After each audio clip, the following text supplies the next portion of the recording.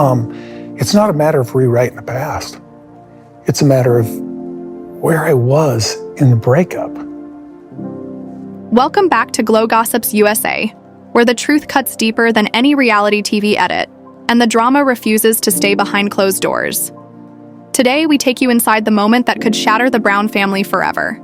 A day so charged with tension that every breath, every glance, every whispered word carried the weight of years of love, betrayal, and secrets long buried. This isn't just court drama. This is history in the making. The morning air was sharp enough to bite, a freezing reminder that winter had no intention of softening its grip on Flagstaff. Outside the towering courthouse, the cold gnawed at exposed cheeks and stiffened fingers, but nobody in the sprawling line of onlookers dared to leave. They had been there since the first blush of dawn, huddled under thick scarves and heavy jackets, their breath turning to ghostly vapor in the pale light. They weren't there to witness a routine trial. They were there for something far rarer, the public unmasking of Kody Brown. This was the man whose polygamist family had fascinated and divided America for more than a decade. The man who had smiled into countless TLC cameras, selling an image of unity and love even as cracks deepened behind the scenes. But now, there would be no retakes, no production crew to edit away the ugliness. Today, the raw truth was stepping into the light. The courthouse itself loomed above the crowd, a fortress of cold stone, its steps dusted with frost like powdered glass. The double doors at the top remained sealed, but every lens, every microphone, every impatient eye was fixed on them. Inside, history was waiting to be written. At exactly 9:27 a.m., a low murmur began to ripple through the gathering like a warning tremor before an earthquake. Heads turned toward the entrance, cameras lifted, fingers hovered over record buttons, the double doors groaned open. The lawyers emerged first, sharp suits, gleaming briefcases, eyes as unreadable as stone. They cut a clean path down the steps, brushing past the swarm of reporters without a single wasted glance. The crowd leaned forward, hungry for the main event.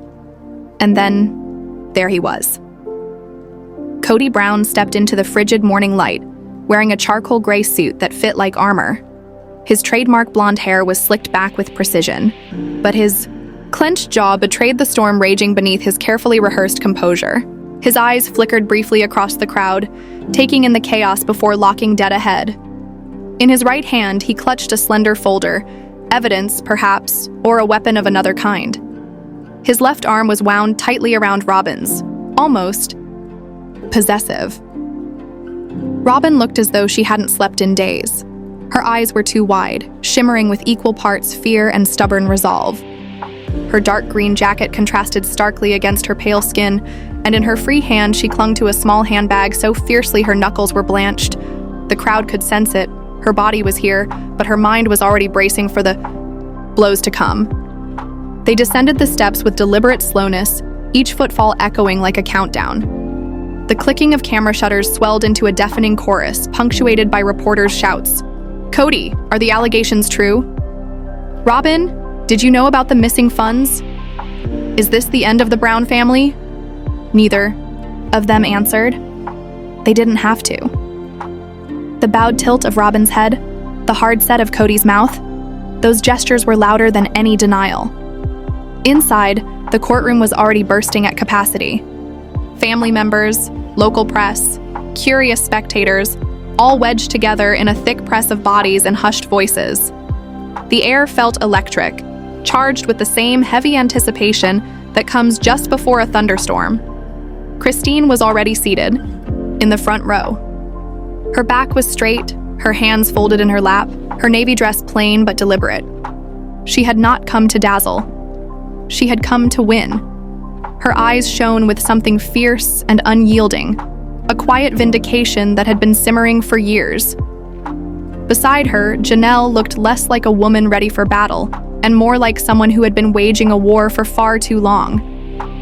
Her shoulders sagged beneath invisible weight, and though she managed a thin smile when Christine leaned over to whisper something, her gaze never left the front of the room. Further back, half in shadow, sat Mary. She seemed to fold inward, as though wishing to disappear. But she couldn't. Not here. not today. And the eyes that found her, curious, questioning, were all wondering the same thing. Whose side was she really on? The sharp voice of the bailiff sliced through the murmurs. All rise. The room stood as one, the scrape of chairs and shuffle of feet filling the air. The judge entered, a tall, severe woman whose eyes seemed to pierce straight through flesh and bone. Her black robe billowed as she took her seat, stacking a neat pile of thick case files before her. "You may be seated," she said, her voice calm but edged with authority. When the last whisper died, she scanned the faces before her. "This court is now in session for the case of Brown versus Brown," she declared. "A case concerning financial disputes, property settlements, and allegations of misconduct." The words hung heavy in the air, their weight undeniable. No more whispers in online forums, no more gossip spun into reality TV storylines. Now it was all sworn testimony, on the record, under oath. Kody sat stiffly beside his attorney, hands clasped so tightly his knuckles were pale.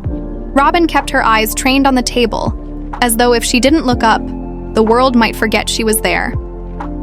Christine's lawyer rose first, tall, silver-haired, with a voice that carried cleanly. Across the room, he approached the bench. "Your Honor," he began, "my client gave nearly 3 decades of her life to this family. She built a home, raised children, contributed financially and emotionally.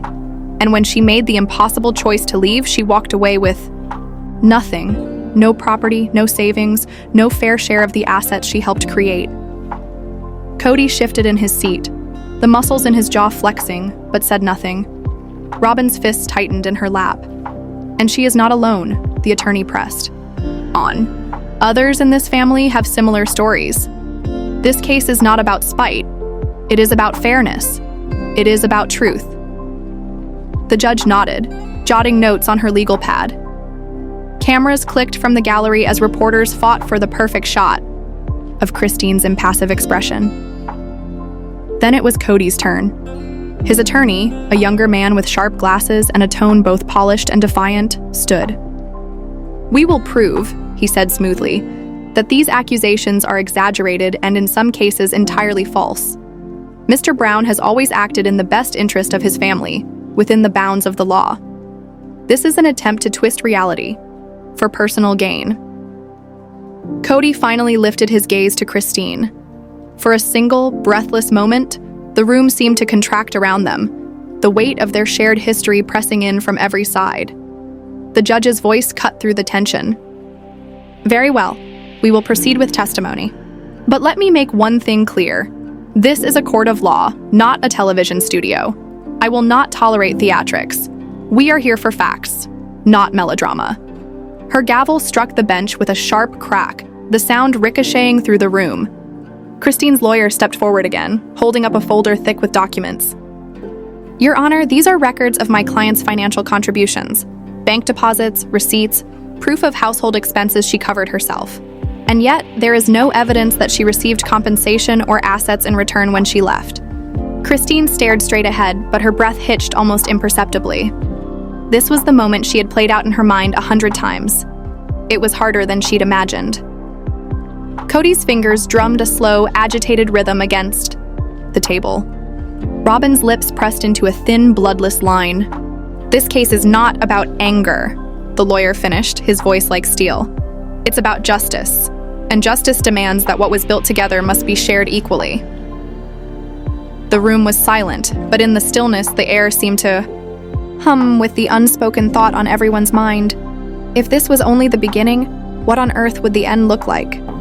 I've heard of weird things like he has a bedroom. See, I would never put up with that. I'd be like, "Oh, I'm sorry, you signed up for this," just like they tell me. The courtroom had already been simmering with revelations. Christine's voice, firm yet wounded, had exposed years of hidden tensions. Janelle's testimony hinted at financial betrayals that were bigger than anyone imagined. And then, there was Kody, his jaw tight, his temper flashing in brief bursts despite the judge's warnings. By the time the gavel struck last, the air was so thick with suspicion that even the reporters leaned in, sensing the story wasn't just about money, it was about trust, loyalty, and a family coming apart in front of America's eyes. Now, the buzz in the room was a low, uneasy hum, like the faint static before a storm. Christine's attorney had just taken a step back, letting the echoes of his words settle, while Janelle's attorney, a calm woman in a crisp navy blue suit, rose, with the deliberate composure of someone holding an ace up her sleeve. "Your Honor," she began, her voice smooth but edged with quiet indignation. "My client invested tens of thousands of dollars into family property and joint ventures. She did so in the good faith belief that her money was for the benefit of the entire family. But today," she paused, scanning the room like a hawk, "that property belongs solely to Mr. Kody Brown and Mrs. Robyn Brown, and my client has received neither repayment nor acknowledgement of her share." The words hit the room like a stone dropped in still water. Somewhere in the gallery, a reporter's pen scratched faster. Kody leaned toward his lawyer, voice low and hurried, but the microphones at the defense table betrayed him, catching fragments. "That's not how it happened. They're twisting it."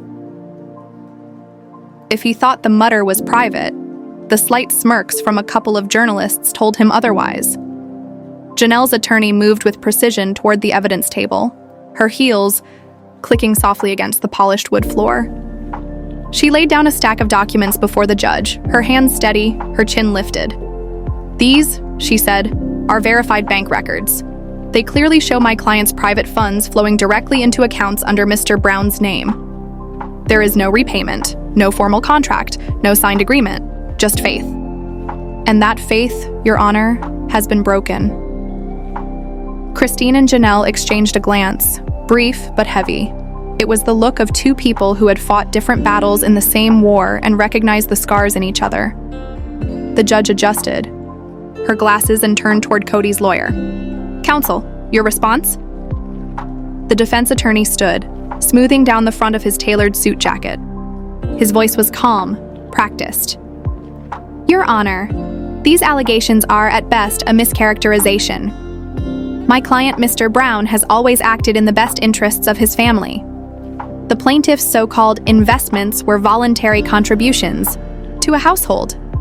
There was never any expectation of repayment because there was never any debt.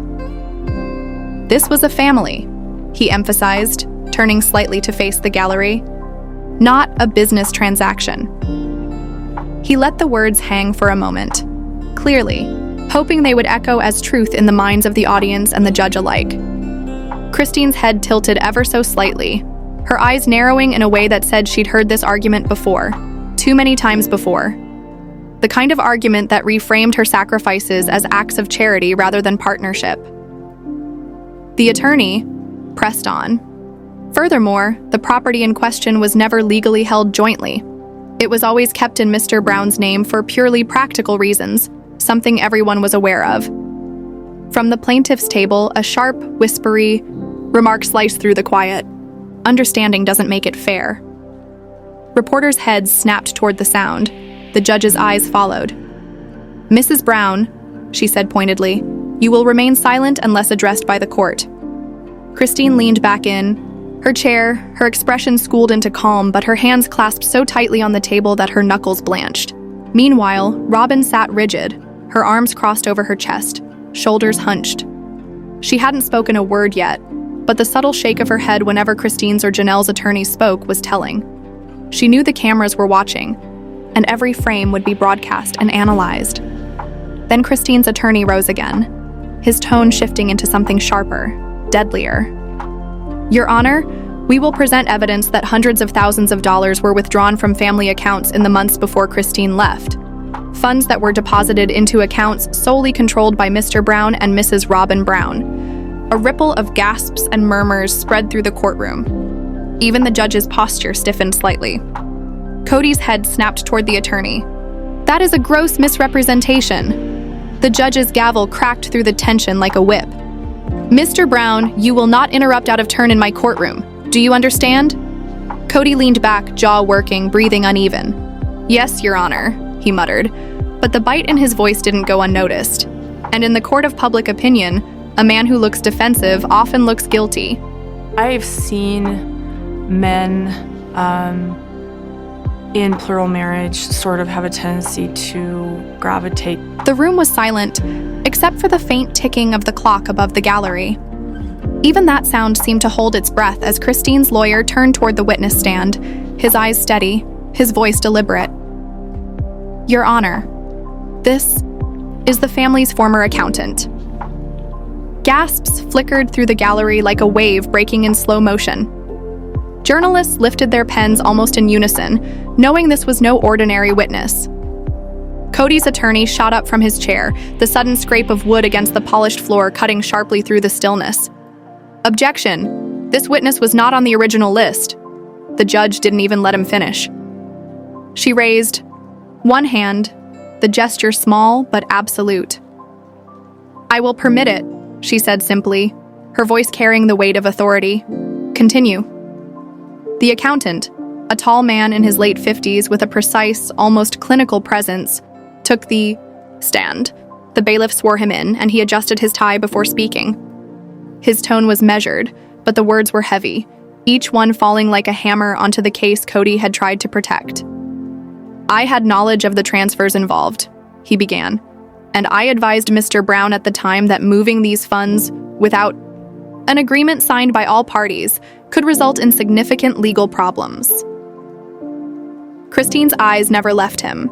She'd heard whispers of this before, but hearing it under oath gave it a finality that was almost dizzying.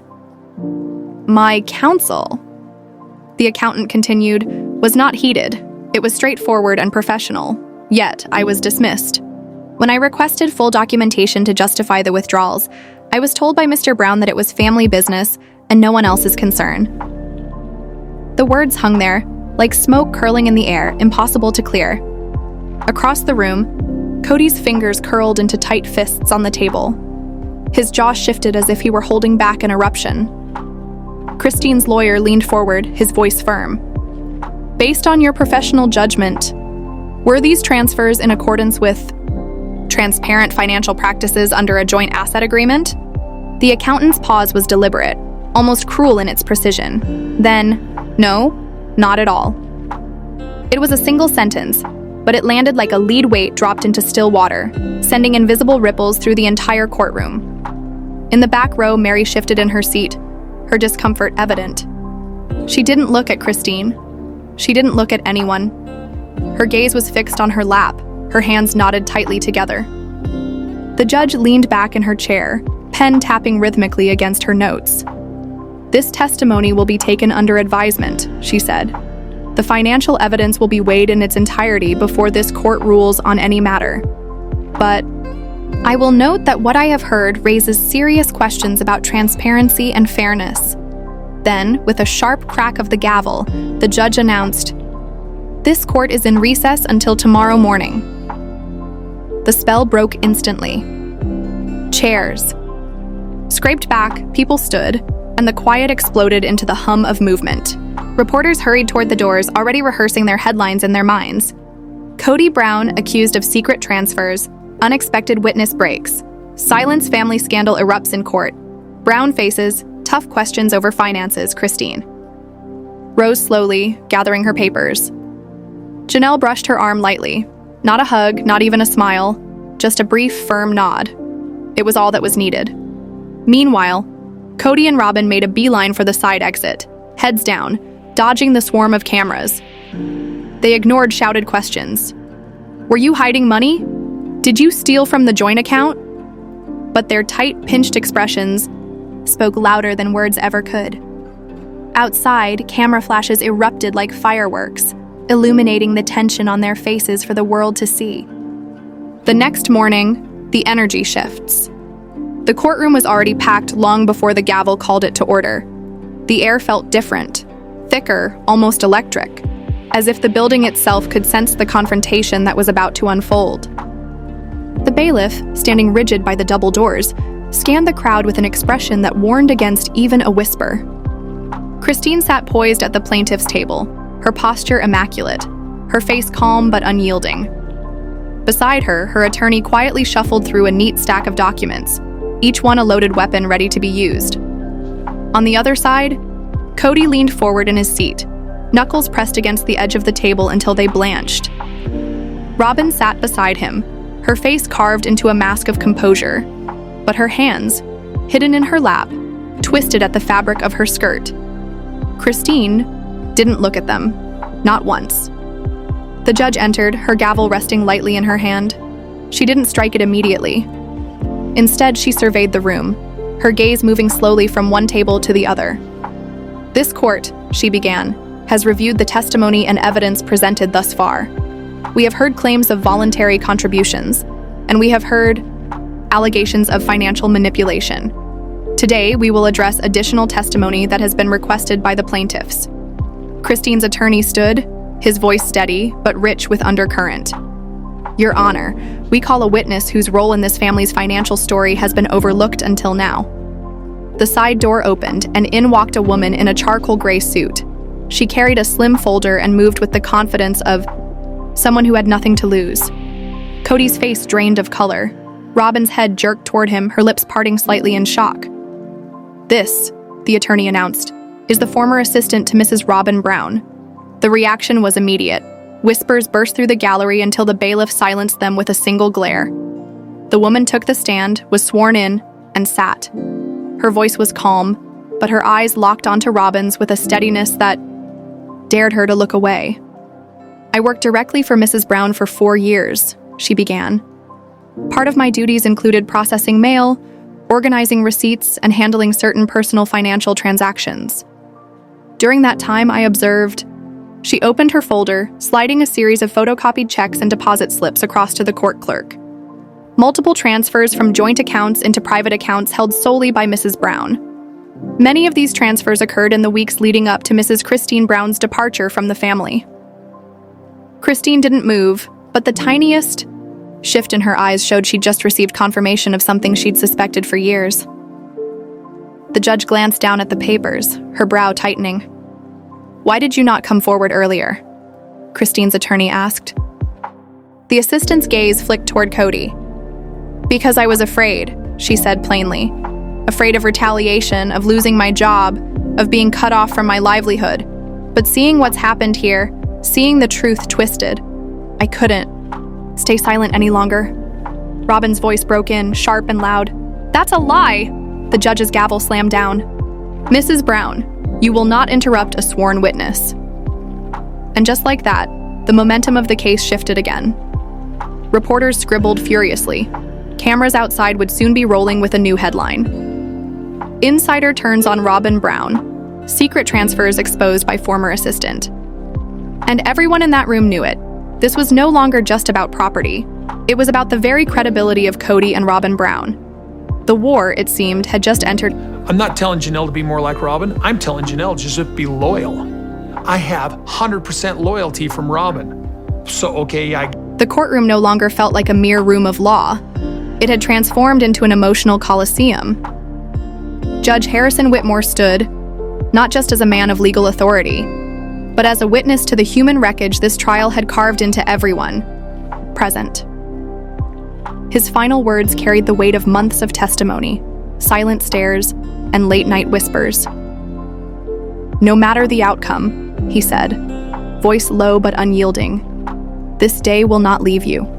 It will live in your homes, in your headlines, and in the memories of those who watched your story unfold." A hush fell so deep it was as though the air itself had paused. When the gavel finally fell, its sound wasn't just a legal punctuation. It was a thunderclap that sent ripples across the room. Christine Brown gathered her papers with slow precision, each movement deliberate, almost ceremonial. She did not smile. There was no victory in her expression, only the hollow relief of someone finally closing a door she had long been forced to keep open.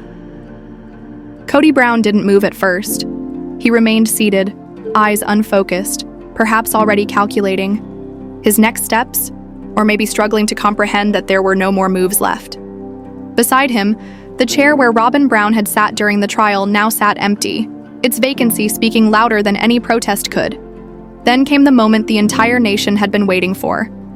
Judge Whitmore's voice was even, betraying no emotion as he addressed the jury. "Have you reached a unanimous verdict?" A woman with steel gray hair, unyielding, calm, stood in the jury box.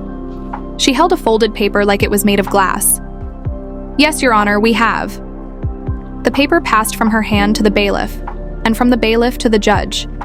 He read it silently first, his eyes tightening just enough for the trained observer to notice, then, on the charge of fraud, guilty. The words detonated in the room, a gasp here, a whispered, "Oh my God," there.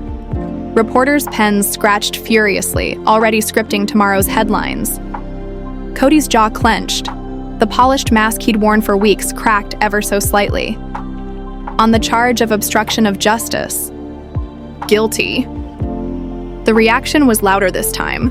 A wave cresting before the judge's glare brought it crashing back down into silence. On the charge of conspiracy, guilty. The third blow landed like a final nail being driven into a coffin. Full condemnation, no escape routes. The judge folded the paper and spoke with grave finality.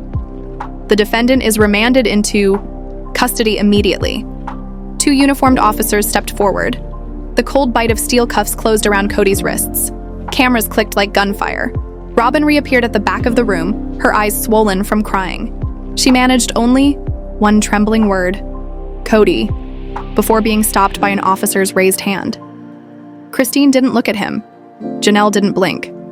And Kody, for the first time, looked small, swallowed by the very system he thought he could outmaneuver. Court is adjourned. The gavel's final strike echoed through the air like a door slamming shut.